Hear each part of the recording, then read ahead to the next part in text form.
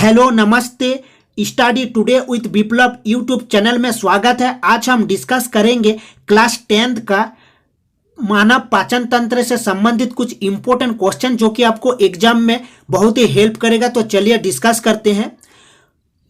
प्रथम क्वेश्चन को ध्यान से देखिए। आहार नाल का सबसे लंबा भाग है ग्रासनी, छोटी आंत, ग्रासनली, आमाशय। इसका सही आंसर हो जाएगा छोटी आंत। याद रखिएगा छोटी आंत।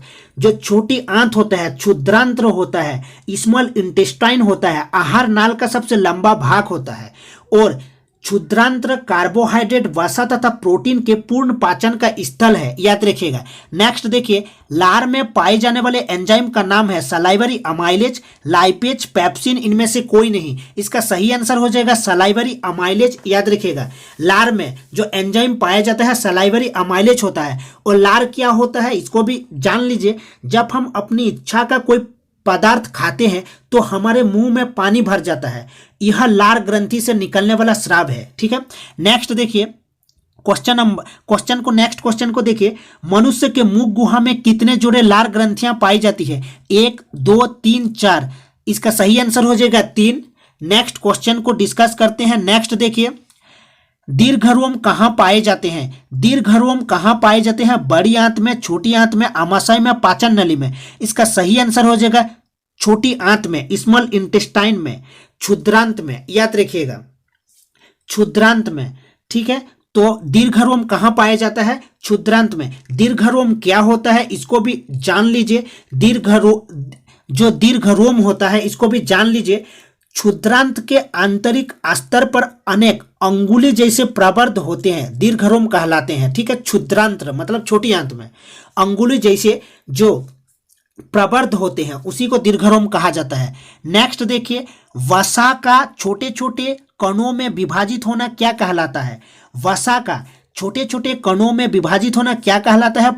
पायसीकरण। ऑप्शन को देखिए, पायसीकरण, क्रमा, कुंचन गति, सरलीकरण। इनमें से कोई नहीं। इसका सही आंसर हो जाएगा ऑप्शन ए, ऑप्शन 1, पायसीकरण। नेक्स्ट देखिए, रेनिन का कार्य है। रेनिन का क्या कार्य है? रेनिन एक प्रोटीन है। ठीक है। रेनिन का कार्य है दूध की प्रोटीन को पचाना, प्रोटीन को पेप्टोन में बदलना, अम्ल का निर्माण, जीवाणुनाशक। इसका सही आंसर हो जाएगा ऑप्शन नंबर ए, दूध की प्रोटीन को पचाना, रेनिन। याद रखिएगा दूध में लैक्टिक अम्ल पाया जाता है, इसको भी याद रखिएगा। रेनिन जो प्रोटीन होता है दूध को पचाता है। ठीक है। नेक्स्ट क्वेश्चन देखिए, आमाशय में एंजाइम पाया जाता है पेप्सिन, ट्रिप्सिन, लाइपेज, टाइलिन। आमाशय में जो एंजाइम पाया जाता है वो होगा पेप्सिन। याद रखिएगा पेप्सिन। और इसको भी याद रखिएगा प्रोटीन का एंजाइम होता है ट्रिप्सिन। आमाशय में एंजाइम पाया जाता है पेप्सिन और प्रोटीन का एंजाइम है ट्रिप्सिन। याद रखिएगा। तो आमाशय में जो एंजाइम पाया जाता है वो है पेप्सिन। और इसको भी याद रखिएगा पाचन कार्य आमाशय की भित्ति में उपस्थित जठर ग्रंथियां की सहायता से संपन्न होती है। ये ग्रंथियां मतलब जो ग्लैंड होती है, हाइड्रोक्लोरिक अम्ल, श्लेष्मा तथा एक प्रोटीन पाचक एंजाइम पेप्सिन का स्रावन करती है। ठीक है। पेप्सिन का स्रावन करती है आमाशय। नेक्स्ट देखिए, आमाशय में कौन सा अम्ल पाया जाता है? आमाशय में कौन सा अम्ल पाया जाता है? NaCl sodium chloride, HCl hydrochloric acetic अम्ल, CH3COOH। ठीक है। विनेगर सिरेका में पाया जाता है। इनमें से कोई नहीं। इसका सही आंसर हो जाएगा ऑप्शन 2, HCl। याद रखिएगा। देखिए पाचन कार्य आमाशय की भित्ति में उपस्थित जठर ग्रंथियां की सहायता से उत्पन्न होता है। और एक ग्रंथियां हाइड्रोक्लोरिक अम्ल, श्लेष्मा तथा एक प्रोटीन पाचक एंजाइम पेप्सिन का स्रावन करती है। हाइड्रोक्लोरिक अम्ल एक अम्लीय माध्यम बनाता है जो पेप्सिन एंजाइम की क्रिया में सहायता करता है। नेक्स्ट देखिए, हमारे आमाशय में उत्पन्न होने वाला अम्ल है एसिटिक अम्ल, हाइड्रोक्लोरिक अम्ल, लैक्टिक अम्ल, ऑक्जेलिक अम्ल। इसका सही आंसर हो जाएगा हाइड्रोक्लोरिक अम्ल। जो HCl है पाचक रस HCl हाइड्रोक्लोरिक अम्ल। याद रखिएगा इसका सही आंसर हाइड्रोक्लोरिक अम्ल। नेक्स्ट देखिए, आमाशय की जठर ग्रंथियां क्या स्रावित करती है? जठर रस, अम्ल रस, क्षारीय रस। इनमें से सभी। इसका सही आंसर हो जाएगा जठर रस, ऑप्शन ए। याद रखिएगा पाचन कार्य आमाशय की भित्ति में उपस्थित जठर ग्रंथियां की सहायता से संपन्न होता है। नेक्स्ट देखिए, जठर ग्रंथियां कहां पाई जाती है? आंख में, यकृत में, अग्नाशय में, आमाशय में। आमाशय में। इसका सही आंसर हो जाएगा आमाशय में। जठर ग्रंथियां कहाँ पाई जाती है? आमाशय में। नेक्स्ट क्वेश्चन को देखिए, पित्तरस का स्राव होता है, ऑप्शन को देखिए, अग्नाशय द्वारा, छोटी आंत द्वारा, ग्रहणी द्वारा, यकृत द्वारा। तो देखिए आमाशय से आने वाला भोजन अम्लीय है, याद रखिएगा, आमाशय से आने वाला भोजन अम्लीय है और अग्नाशय के एंजाइमों की ठीक प्रकार से क्रिया के लिए उसे क्षारीय बनाया जाता है। यकृत से निकलने वाला पित्तरस इस कार्य को करता है। ध्यान से सुनिए, यकृत से निकलने वाला पित्तरस इस कार्य को करता है। ठीक है, तो नेक्स्ट क्वेश्चन को देखिए, एंजाइम का नाम जो कार्बोहाइड्रेट को तोड़ता है, एंजाइम का नाम जो कार्बोहाइड्रेट को तोड़ता है, salivary amylase, trypsin, lipase, maltose. इसका सही आंसर हो जाएगा सलाइवरी अमाइलेज। एंजाइम का नाम जो कार्बोहाइड्रेट को तोड़ता है, इसका सही आंसर हो जाएगा सलाइवरी अमाइलेज। ट्रिप्सिन प्रोटीन का पाचन होता है, ट्रिप्सिन जो होता है वो प्रोटीन का पाचन होता है, याद रखिएगा। अग्नाशयिक रस का स्रावन करता है, जिसमें प्रोटीन के पाचन के लिए ट्रिप्सिन एंजाइम में उपस्थित होता है। तो ट्रिप्सिन प्रोटीन पाचन के लिए और सलाइवरी अमाइलेज कार्बोहाइड्रेट।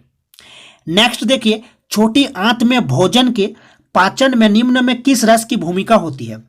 आंत्र रस, पित्त रस, अग्नाशय रस, इनमें से सभी। इसका सही आंसर हो जाएगा इनमें से सही। और याद रखिए ये जो पित्त रस होता है, पित्त रस, यकृत से निकलने वाला पित्त रस कहां से निकलता है? यकृत से।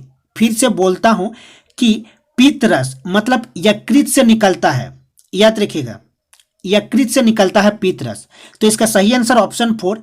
नेक्स्ट देखिए, ट्रिप्सिन नामक एंजाइम पाया जाता है, ट्रिप्सिन नामक एंजाइम पाया जाता है पित्ताशय में, अग्नाशयी रस में, आंत्र रस में, जठर रस में। तो ट्रिप्सिन नामक एंजाइम कहां पर पाया जाता है? अग्नाशयी रस में। इसका सही आंसर हो जाएगा ऑप्शन नंबर 2। ठीक है, ट्रिप्सिन नामक एंजाइम पाया जाता है अग्नाशयी रस में।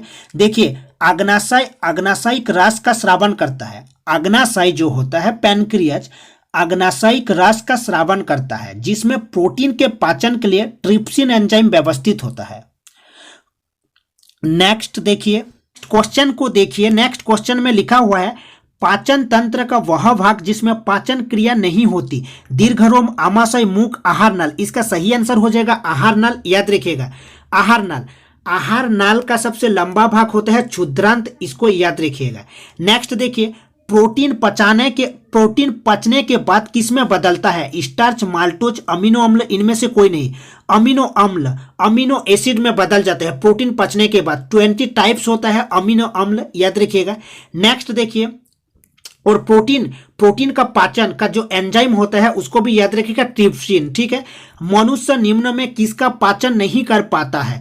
वसा, सेल्यूलोज, वसा, इनमें से कोई नहीं। इसका सही आंसर हो जाएगा सेल्यूलोज 2। याद रखिएगा, घास खाने वाले शाकाहारी जीवों को सेल्यूलोज पचाने के लिए लंबी क्षुद्रांत की जरूरत होती है और मांस का पाचन सरल है, अतः बाघ जैसे मांसाहारी जीवों में क्षुद्रांत छोटी होती है। नेक्स्ट देखिए, पेप्सिन नामक एंजाइम भोजन के प्रोटीन को बदल देता है, अमीनो अम्ल में, वसा अम्ल में, ग्लूकोज में, पेप्टोन में। इसका सही आंसर हो जाएगा पेप्टोन में। पेप्सिन नामक एंजाइम भोजन के प्रोटीन को बदल देता है पेप्टोन में। नेक्स्ट देखिए, वसा के पाचन में सहायक होता है लाइपेज, टाइलिन, माल्टेज, लैक्टेज। इसका सही आंसर हो जाएगा लाइपेज, याद रखिएगा लाइपेज, वसा का लाइपेज। और प्रोटीन पाचन एंजाइम ट्रिप्सिन और आमाशय में पेप्सिन एंजाइम, इन तीनों को याद रखिएगा। तो इसका सही आंसर लाइपेज।